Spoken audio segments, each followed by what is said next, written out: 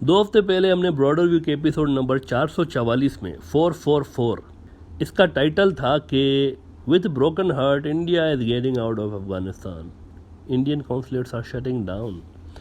इसमें हमने आपको बताया था कि पाकिस्तानी फॉरेन मिनिस्टर शाह महमूद कुरैशी साहब से जब पूछा गया कि इंडिया की जो प्रेजेंस है अफगानिस्तान के अंदर, इस पर आप क्या कहते हैं सर, तो उन्होंने जवाब दिया था कि अफगानिस्तान का कोई बॉर्डर तो है नहीं इंडिया के साथ, कोई बॉर्डर नहीं है ना, हमारे साथ उनका बॉर्डर है इतना बड़ा, लेकिन फिर भी इंडिया चार काउंसलेट से एक एम्बेसी वहाँ पे बना के बैठा हुआ है। इसकी ज़रूरत है नहीं। इतनी ज़्यादा प्रेजेंस तो इंडिया की शायद बांग्लादेश और चाइना के अंदर भी ना हुए थे जितने उन्होंने छोटे से अफगानिस्तान के अंदर ये फोकस करके बैठे हुए हैं।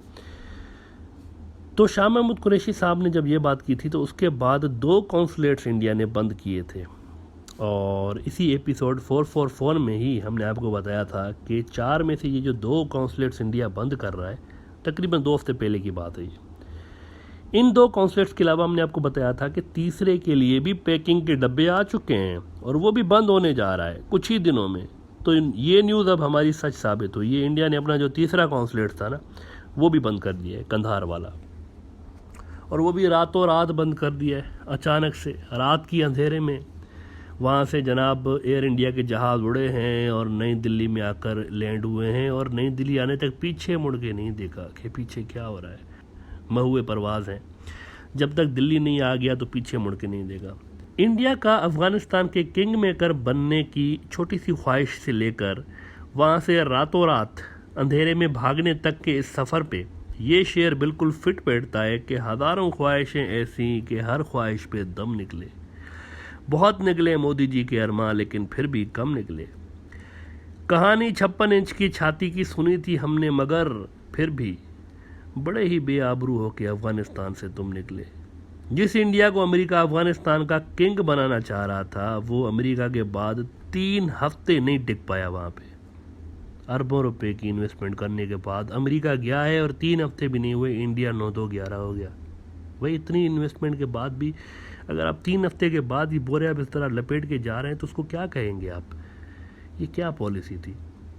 और अब इंडिया की वहाँ सिर्फ एक एम्बेसी बचेगी काबुल के अंदर, और मज़ार शरीफ में एक कौंसलेट है, इकलौता कौंसलेट।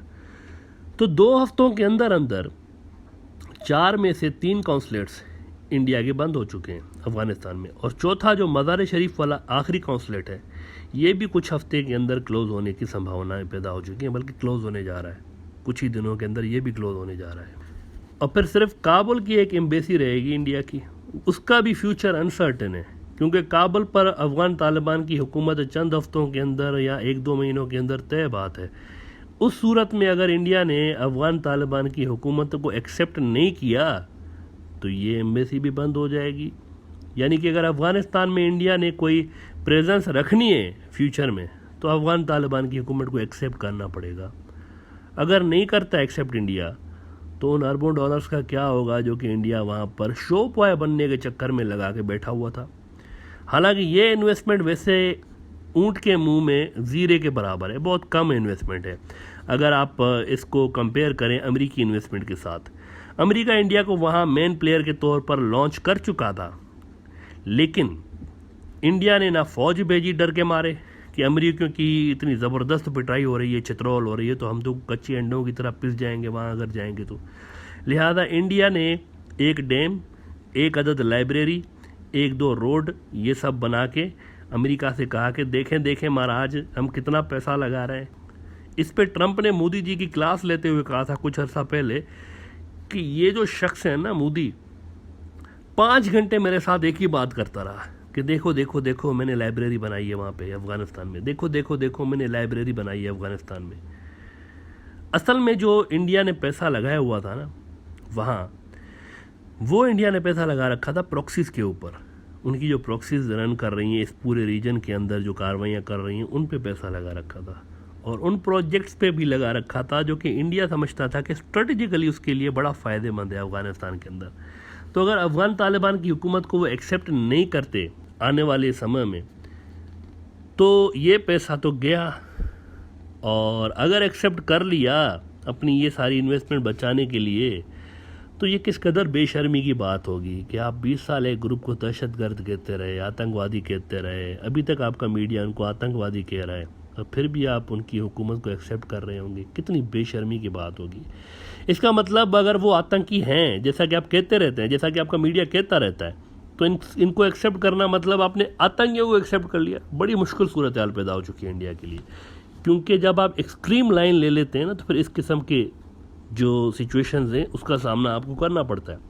पाकिस्तान की बड़ी बेहतरीन पॉलिसी रही है इस सूरत हाल में। देखें अगर अफ़गानिस्तान में इन्होंने एक डायलॉग्स का चैनल ओपन रखा, अफ़गान तालिबान के साथ भी, अमेरिका के साथ भी इनका अभी भी डायलॉग्स का चैनल ओपन है। ऐसा नहीं कि मुकम्मल तौर पर चीन की तरफ चले गए तो वहाँ से बात नहीं हो रही, वहाँ से बात वो अमेरिकियों के साथ भी कर रहे हैं। लेकिन इंडिया ने जब एक्सट्रीम लाइन ले ली ना, ये आतंकी हैं इनको ख़त्म करना है, तो इस तरह की सूरत हाल फिर पेश आ रही होती है।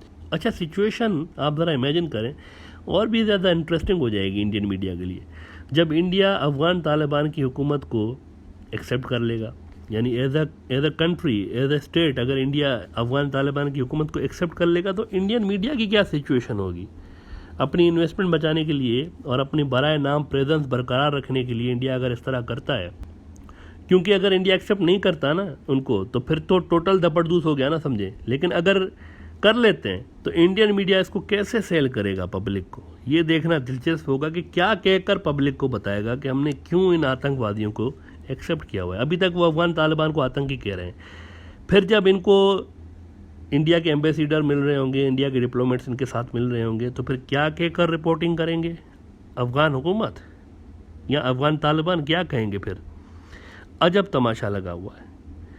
गौर करें तो इंडिया वहाँ पे कहीं का नहीं रहा अफ़गानिस्तान के अंदर इस वक्त, और इंडिया की अफ़गान पॉलिसी मुकम्मल तौर पर टोटल दपड़दूस हो चुकी है। मतलब आप खुद अंदाज़ा लगाएं कि इंडिया के लिए हालात जा किस तरफ रहे हैं। 2 हफ्ते के अंदर इंडिया के 4 में से 3 कौंसलेट बंद, चौथा भी हवा में झूल रहा है। खुदा जाने 2 दिन चले कि 2 हफ्ते चले, वो भी कह नहीं सकते।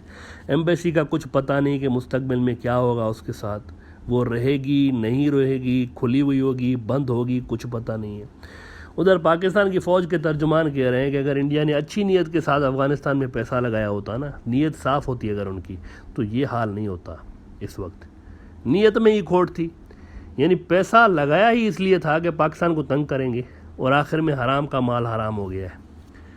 आप में से किसी ने अगर इंडियन मूवी करण अर्जुन देखी हो ना, तो उसके अंदर एक बड़ा ही प्यारा सा सीन है जो इन हालात में बड़ा ज़बरदस्त फिट हो रहा है।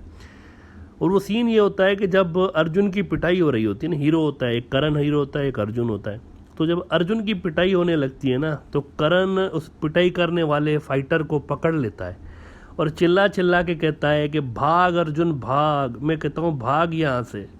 बड़ा ही जज्बाती और सैड सीन है। यहाँ भी यही कुछ हो रहा है। इंडियन कॉन्सुलेट्स के अंदर ये जो अभी बंद हुआ है कंधार वाला, इसके अंदर जो अफ़गान नेशनल्स वहाँ पर नौकरी कर रहे हैं ना, जो कि असल में करण है, वो जाते हुए इंडियन डिप्लोमेट्स को कह रहे हैं कि भाग अर्जुन, मैं कहता हूँ भाग यहाँ से। ये मौजूदा सूरत हाल है, भाग अर्जुन भाग। और मुस्तकबिल क्या है, नियर फ्यूचर में क्या होगा मुस्तकबिल, अगर इंडिया ने एक्सेप्ट नहीं किया अफ़गान तालिबान की हुकूमत को, तब क्या होगा। बॉलीवुड का एक मशहूर गाना है, भाग भाग डी के बॉस, डी के बॉस, डी के बॉस, आंधी आई रे, एक बड़ा मशहूर गाना है दिल्ली बेली फिल्म का, अगर आपने सुना हुआ हो तो। अफ़गान तालिबान पीछे पीछे होंगे ये गाना गाते हुए, भाग भाग डी के बॉस, डी के बॉस, डी के बॉस, और इंडियन डिप्लोमेट्स आगे आगे दौड़ते हुए नजर आएंगे काबुल एयरपोर्ट की तरफ। दिस इज़ द फ्यूचर, मुस्तकबिल ये है असल में। अब ये नौबत ना आए भाग भाग डी के बॉस वाली, इसलिए जिससे अमेरिका समझदारी का मुजाहरा करते हुए डील करके भागा है, इंडिया को भी चाहिए कि बदले हुए हालात को एक्सेप्ट करते हुए पाकिस्तान, चीन, अफ़गान तालिबान, इनके साथ अपने रिलेशंस इंप्रूव करे, इसकी कोशिश करे, क्योंकि ये इंडिया का पड़ोस है, नेबरहुड है। पड़ोसी तब्दील नहीं होते ना, ये बात समझ नहीं आ रही इंडिया में जो पॉलिसी में कर रहे हैं। पड़ोसी तब्दील नहीं होते, you have to live with them. कितने ही मुश्किल हालात हों, आपने उनके साथ मैनेज करना होता है। कोई बाहर का आकर मसीहा, आप क्या समझ रहे हैं कि पाकिस्तान को तबाह कर दे, अफ़गानिस्तान को तबाह कर दे, चीन को तबाह कर दे, आप ऐसे ही बचे रहेंगे? इस तरह नहीं होता ना। पड़ोस में जो हालात होते हैं, जो भी सिचुएशन होती है, आपको उसको सॉल्व करना पड़ता है। पड़ोसी तब्दील नहीं होते। न जाने कौन न्यू दिल्ली में बैठा फॉरेन पॉलिसी बना रहा है इंडिया की, कौन मोदी जी को इस तरह के मशवरे दे रहा है कि बदतरीन डिफीट के बाद भी इंडिया रेजिस्ट करने की नाकाम अटेम्प्ट्स करता हुआ नज़र आ रहा है। जयशंकर रूस को पट्टी पढ़ाते हुए नज़र आ रहे हैं कि आएँ, अब अमेरिका गया, अब आप उसकी जगह ले लें अफ़गानिस्तान के अंदर, आप आ जाएं अब दोबारा, ये पट्टी पढ़ा रहे हैं उनको। अभी भी ये अटेम्प्ट्स वहाँ पर कि मार कुटाई जारी रखी जाए, हम किसी नई आलमी ताकत की छतरी के नीचे वहाँ पर वही अपनी प्रॉक्सीज चलाते रहें। But the writings on the wall is that इस वक्त हालात भाग अर्जुन भाग इस पे आ चुके हैं। इंडिया की मुस्तकिल तौर पर लड़ाई वाली पॉलिसीज़ के कारण कंधार वाला जो कौंसलेट है ये रात के अंधेरे में खाली करके जाना पड़ रहा है। और अगर मुस्तकिल लड़ाई वाली यही पॉलिसी जारी रहती है तो भाग अर्जुन भाग से भाग भाग डी के बॉस यहाँ तक का सफ़र ज़्यादा दूर नहीं है। फिर अगर इंडिया इसी तरह कन्फ्रंटेशन वाली पॉलिसीज़ जारी रखता है ना, शिकस्त के बाद भी, वहाँ पर शिकस्त तो हो चुकी है ना मुकम्मल तौर पर, अमेरिका के इत्तेहादियों को और अमेरिका को शिकस्त हो चुकी है, अमेरिका चला गया है वहाँ से, लेकिन शिकस्त के बावजूद भी इंडिया आखिरी अटैम्प्ट्स कर रहा है। तो भाग अर्जुन भाग से भाग भाग डी के बॉस ना हो, इसलिए अच्छा है कि इंडिया को इन सारे पड़ोसियों के साथ मिलकर तहम्मुल के साथ अच्छे पड़ोसियों की तरह बैठ के सारे मसाइल हल करने चाहिए, दोस्ती का हाथ बढ़ाना चाहिए। कोई कमी पेची हो, गिव एंड टेक होता है तो होने दें, लेकिन कम से कम आप लॉन्ग टर्म पीस की जानब जा सकते हैं अगर आप पड़ोसियों के साथ अच्छे रिलेशंस रखते हैं तो।